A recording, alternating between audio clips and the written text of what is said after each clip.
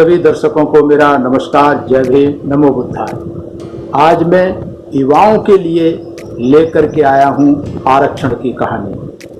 आरक्षण के लिए 1985 से लेकर 1990 तक क्यों चलाया बहुजन समाज पार्टी ने देशव्यापी आंदोलन। मैं वीरेंद्र सिंह एक हकीकत लेके आया हूँ आज के युवाओं के लिए।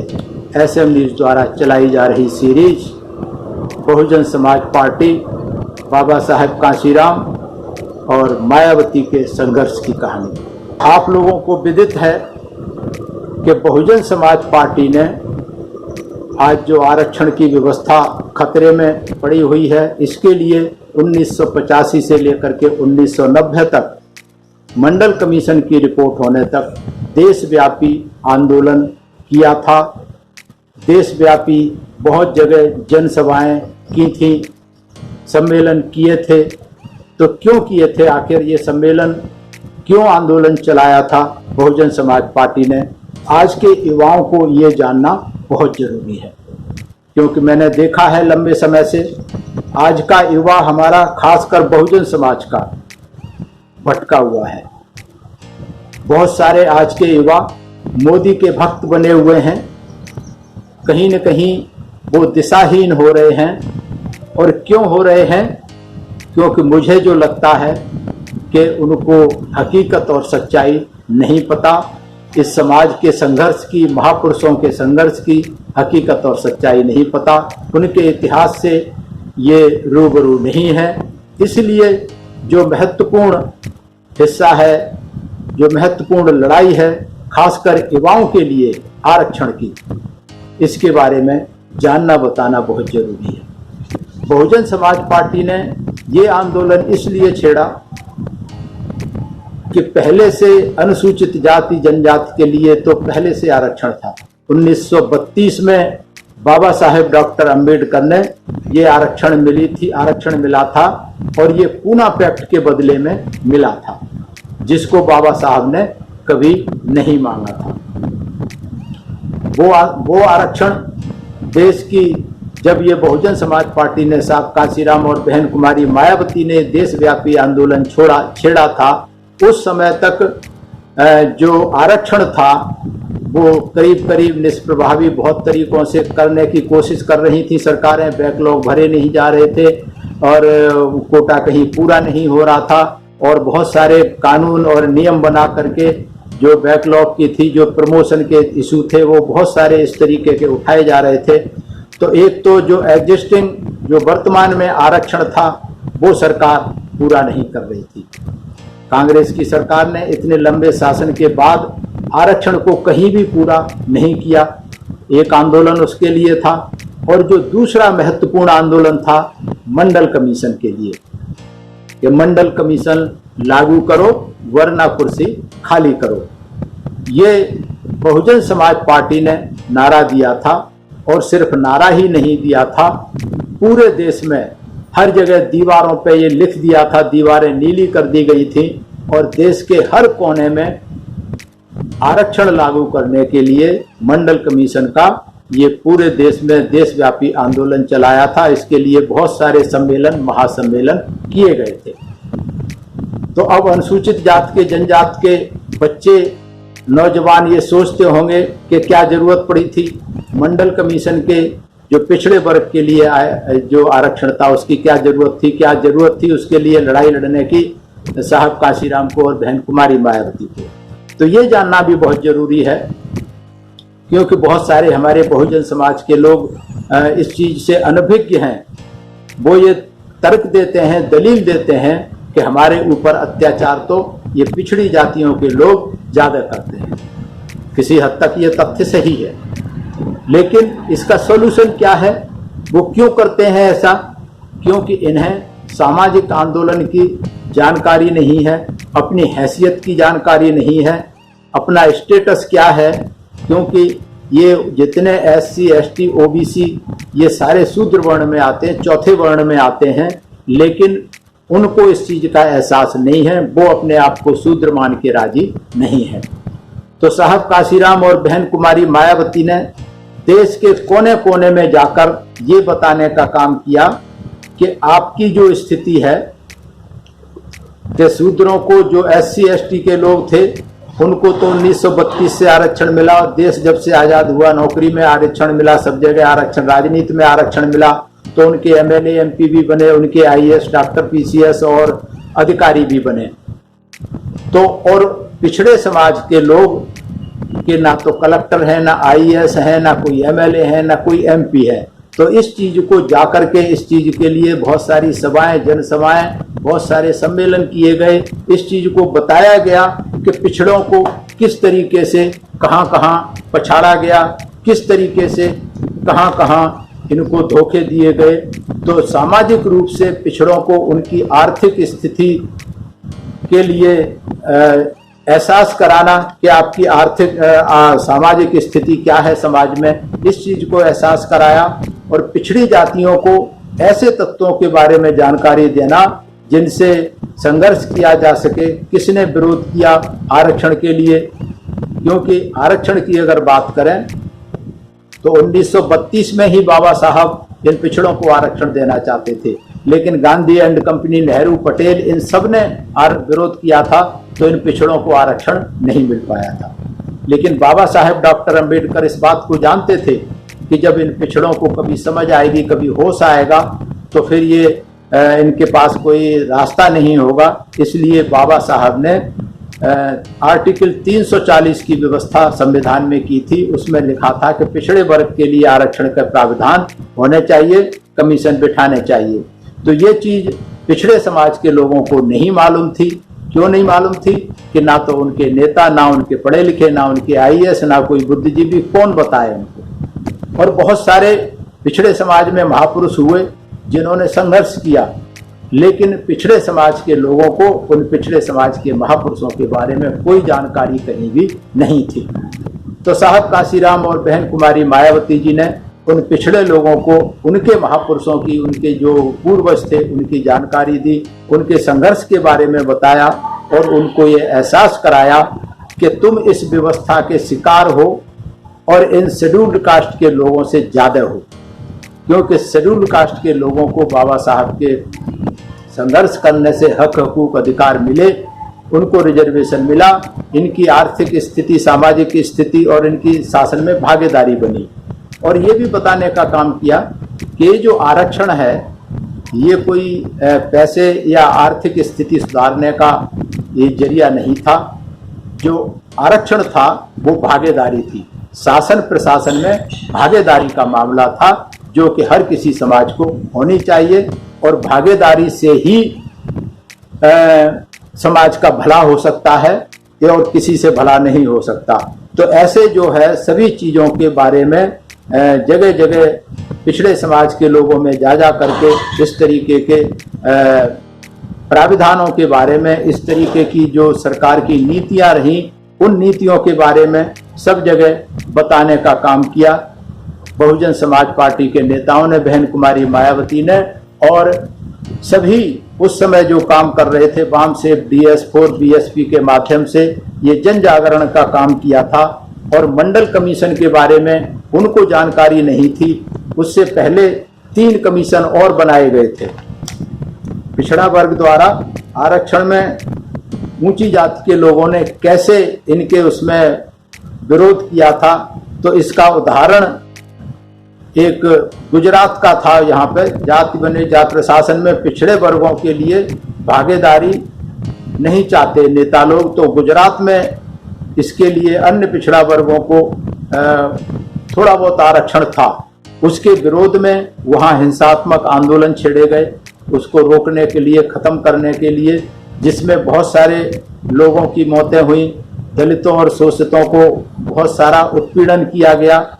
और उसके बाद वहाँ के जो लोकप्रिय नेता थे पिछड़े समाज के, माधव सिंह सोलंकी को वहाँ से अपना मुख्यमंत्री पद से उनको हटना पड़ा। और हटने के बाद आरक्षण लगभग समाप्त कर दिया गया। लेकिन जो आरक्षण विरोधी आंदोलन था वो दूसरे समाज के लोग, तथाकथित सवर्ण समाज के लोग, उस आंदोलन को जारी रखा जिसे सरकार की सहमिली हुई थी। तो इस तरीके से ये सारी चीजें बताई। और उसके बाद इसकी पिछड़े वर्ग के आरक्षण का इतिहास कि सबसे पहले पिछड़े वर्ग के लिए आरक्षण की व्यवस्था बाबा साहेब डॉक्टर अंबेडकर ने आर्टिकल 340 में की थी। उसके बाद उसी के आधार पर कांग्रेस की सरकार ने काका कालेलकर आयोग बिठाया था 1950 में। काका कालेलकर आयोग ने रिपोर्ट दी थी, वो रिपोर्ट ठंडे बस्ते में पड़ी रही। उसके बाद जनता पार्टी की सरकार आई।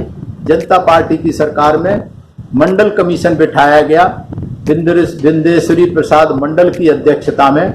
मंडल कमीशन की रिपोर्ट भी आ गई थी 1980 में, लेकिन वो भी ठंडे बस्ते में पड़ी रही।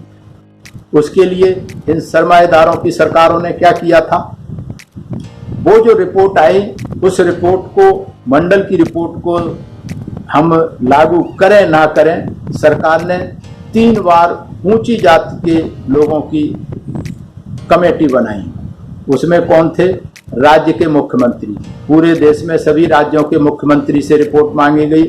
केंद्र सरकार में जो सचिव होते हैं उनसे रिपोर्ट मांगी गई और केंद्र सरकार की कैबिनेट कमेटी से रिपोर्ट मांगी गई कि भाई ये लागू करें या ना करें। लेकिन इन तीनों ने रिपोर्ट्स खिलाफ रिपोर्ट दी कि पिछड़ी जाति के लिए आरक्षण लागू नहीं होना चाहिए। तो ये सारी चीजें, ये जानकारी जब बहन कुमारी मायावती और साहब काशीराम ने बहुजन समाज पार्टी DS4 और वामसेप के माध्यम से ये जन जन तक पिछड़े लोगों में पहुंचाई गई, तो फिर पिछड़े वर्ग के लोगों को, जो छोटे मोटे नेता थे, वो सब लड़ाई लड़के निराश और हताश हो चुके थे, क्योंकि काका कालेलकर की रिपोर्ट आई, वो सरकार ने लागू नहीं की। मंडल कमीशन की आई, वो सरकार ने लागू नहीं की। इन्होंने जो कुछ कर सकते थे किया। तो वो सारे नेता जो पिछड़े समाज के थे, छोटे मोटे, वो सब हताश और निराश हो चुके थे। चारों तरफ घोर जो है निराशा उनमें छाई हुई थी।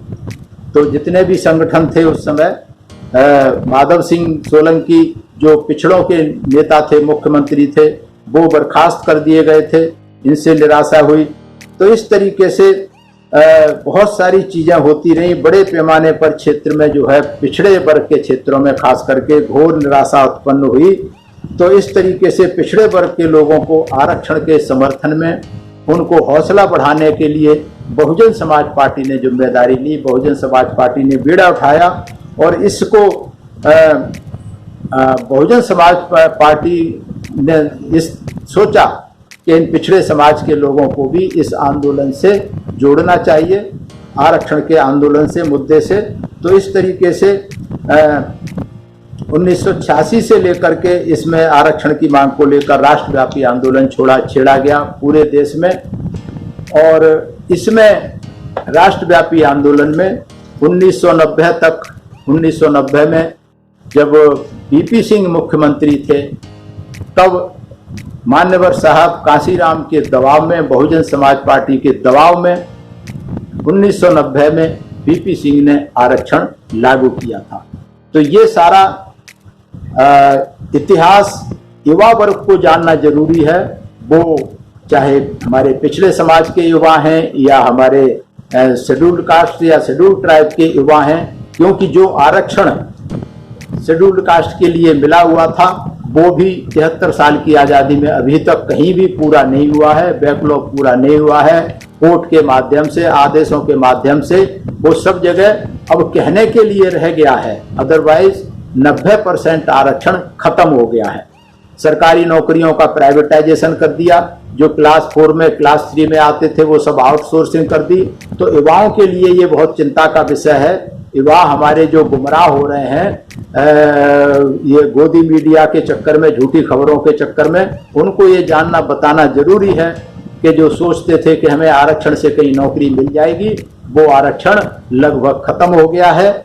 मैं भारत सरकार में अधिकारी रहा हूँ, 35 साल मैंने नौकरी की है और मुझे पता है आरक्षण को किस तरीके से खत्म किया है।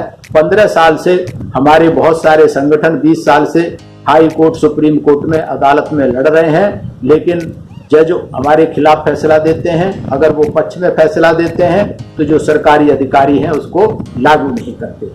तो इसलिए युवाओं को ये सोचना है, उनके लिए चिंता का विषय है कि आरक्षण बरकरार रहना किस लिए जरूरी है, और जो आरक्षण लागू करवाया था कि केवल बहुजन समाज पार्टी के मान्यवर साहब कांशीराम और बहन कुमारी मायावती ने लागू करवाया था। किसी अन्य नेता ने, किसी पार्टी ने इसके लिए कुछ नहीं किया था। तो ये सोचने की बात है कि जब आरक्षण बहुजन समाज पार्टी ने उस समय बनाया था कि जब कुछ भी नहीं था, मात्र 1-2 MP बहन कुमारी मायावती जी 89 में जीत करके आई थी पहली बार, और 89 से पहले ये 86 से शुरू हुआ। 86 में तो कुछ भी नहीं था, ना हमारा कोई MLA था, ना कोई MP था, कुछ भी नहीं था। और उस समय इतना दबाव बना करके केंद्र सरकार पे आरक्षण लागू करवाया था। तो आज बहुजन समाज पार्टी तीसरे नंबर की राष्ट्रीय पार्टी है। आज बहुजन समाज पार्टी के अंदर ताकत है।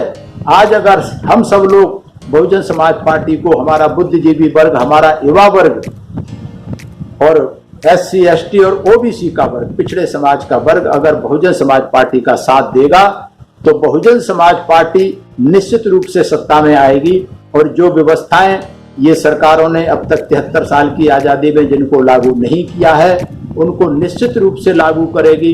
इसलिए मैं SC ST OBC वर्ग के सभी युवाओं से ये निवेदन करना चाहता हूँ, ये प्रार्थना करना चाहता हूँ कि समय की नजाकत को समझें, इस मोदी गोदी मीडिया की चमक धमक में ना आए। ये जो भावनात्मक मुद्दे हैं, मंदिर 370 और ये चीन युद्ध और ये फलाने, इन भावनात्मक मुद्दों में ना बहें, हकीकत और सच्चाई को जानने की कोशिश करें। इसीलिए ये कार्यक्रम प्रोग्राम रखे गए हैं। आगे इस आरक्षण के आंदोलन के तहत बहुत सारी जनसभाएं हुई, बहुत सारे सम्मेलन हुए। वो कहाँ हुए, कब हुए, उन सम्मेलनों में क्या क्या कहा गया, कैसे समझाया गया, ये विस्तार से बहन कुमारी मायावती जी ने और साहब कांशीराम ने सैकड़ों इसके लिए सम्मेलन और मीटिंग की। वो हम बात करेंगे अगले एपिसोड में। और तब तक मैं इस निवेदन के साथ युवाओं से कि ये जो हमारी सीरीज शुरू की है SM न्यूज ने, बहन कुमारी मायावती जी के संघर्ष को लेकर, बहुजन समाज पार्टी के संघर्ष को लेकर युवाओं को खासकर इसे समझने और जानने की जरूरत है। क्योंकि युवा बहुत ज़्यादा दिग्भ्रमित हो रहा है सोशल मीडिया के चक्कर में। तो उन्हें साहब कांशीराम और मायावती की हकीकत जानना जरूरी है कि उन्होंने किस तरीके से भूखे प्यासे रहकर उन्होंने संघर्ष किया, इस मूवमेंट को यहाँ तक पहुँचाया है, इस मूवमेंट को यहाँ तक पहुँचाया है।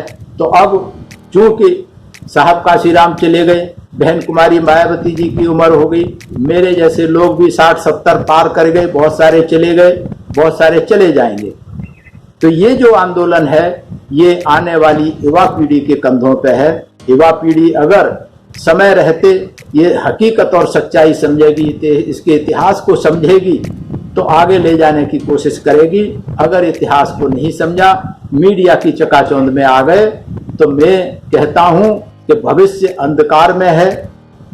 हमारे जैसे लोगों की तो जो कटनी थी वो कट गई और कट जाएगी, लेकिन जो युवाओं का भविष्य अंधकार में है उसके लिए युवाओं को समझना पड़ेगा, युवाओं को संघर्ष करना पड़ेगा, युवाओं को आगे आना पड़ेगा। तो युवाओं से निवेदन है कि इस सीरीज को देखते रहें। पहले हमारी 3-4 एपिसोड आ चुके हैं, उन सभी को भी देखें कि बहन कुमारी मायावती जी ने किस किस तरीके से, किन विकट परिस्थितियों में संघर्ष किया था। अगर आप संघर्ष जानेंगे, समझेंगे, पढ़ेंगे तो आपको हकीकत पता लगेगी, आपको काम करने का मन करेगा। आप सोचेंगे कि जब इन लोगों ने इतनी मेहनत की है तो फिर हमें भी काम करना चाहिए। इसलिए SM न्यूज ने ये सीरीज चलाई है। मैं SM न्यूज का बहुत धन्यवाद करता हूं और इस आशा और उम्मीद के साथ कि हमारा युवा वर्ग इस चीज से प्रेरणा लेगा, देखेगा, इन सब चीजों को समझेगा, सुनेगा, इतिहास को जानेगा, तो शायद आगे कुछ संघर्ष के लिए सोचे।